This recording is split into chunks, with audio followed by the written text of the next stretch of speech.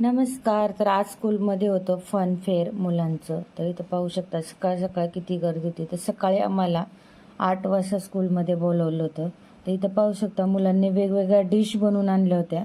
त्याच्यानंतर fun fair झाल्यानंतरला आम्हाला भेटणार होतं स्कूलमध्ये मुलांना एक एक गिफ्ट भेटणार होतं. तर ते काय आहे ते तुम्हाला मी दाखवते काय भेटणार आहे.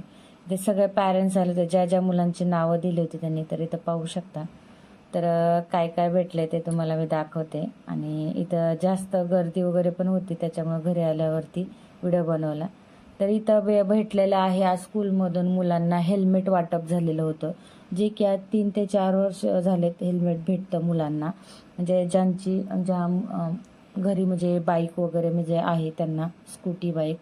तर मुलांच्या सेफ्टीसाठी आणि पॅरेंट्स लोकांच्या सेफ्टीसाठी हे जे आहे ते भेटणार आहे होतं. तर हे एक 3 ते 4 वर्ष झाले एक कंपनी म्हणजे हे करत आहे.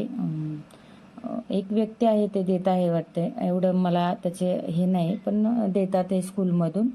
तर हे जे हेल्मेट आहे ना, खरंच खूप भारी आहेत. आणि 3 ते 4 वर्ष झाले हे लोक देतात ना, खरंच खूप चांगलं काम करतात. आणि हे मुलांना कसं म्हणजे मुलं स्कूलमध्ये येतात तेव्हा मुलांना सुद्धा यूज होतं आणि पॅरेंट्स लोकांना पण होतं. आणि सगळ्यात महत्त्वाचं म्हणजे ना, प्रत्येकाने ना हेल्मेट हे घातलं पाहिजे, कारण का स्वतःच्या सेफ्टीसाठी. कसं असतं ह्यानी एकतर ऊन पण लागत नाही, आता उन्हाळा देखील चालू झाला आहे आणि त्यातमध्ये आपला मेन तर आपला शरीराचा भाग म्हणजे हा आपलं डोकं असतं, जे की आपलं डोकं जेवढं शांत आणि थंडावा राहील डोक्याला तेवढं चांगलं असतं. आता कडक उन्हाळा देखील चालू झाला आहे आणि आपण बाहेर कुठं जातो तेव्हा उन्हाने आपल्याला कोणाला म्हणजे खूप सारे असतात की गाडी चालवताना प्रॉब्लेम होतात, कोणाचं ॲक्सिडेंट हे ते होतं. तर हेल्मेट जर घातलं ना, मला तर वाटतंय खूप सारा फरक पडतो आणि हेल्मेटने आपला जीवसुद्धा वाचतो. म्हणून ना हेल्मेट प्रत्येकाने घातलं पाहिजे. तर हे हेल्मेट जे आहे ना, ते स्कूलमधून भेटलं होतं, 2 भेटले होते. तर गेल्या वर्षी जे भेटलं होतं, पण गेल्या वर्षी मी ते नाव दिलंच नव्हतं म्हणून मला भेटलं नव्हतं. तर ह्या वर्षी मी भेटलं होतं. तर असं कोणाकोणाच्या स्कूलमध्ये आहे नक्की कमेंट्स करून सांगा. तर आमच्या स्कूलमध्ये हे दरवर्षी भेटलं जातं हेल्मेट पॅरेंट्सला आणि मुलाला.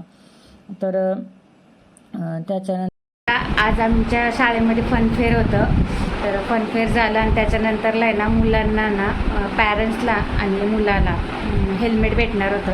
हे बघा, हे मुलीला भेटलं हेल्मेट आणि तिकडं जे आहे ते पॅरेंट्सला म्हणजे पप्पाला, तिच्या वडिलांना आणि मुलीला असं म्हणजे हेल्मेट भेटणार होतं, ते भेटलं.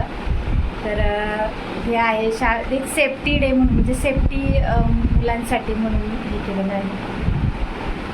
तर कसं वाटला नक्की कमेंट्स करून सांगा. Bye bye.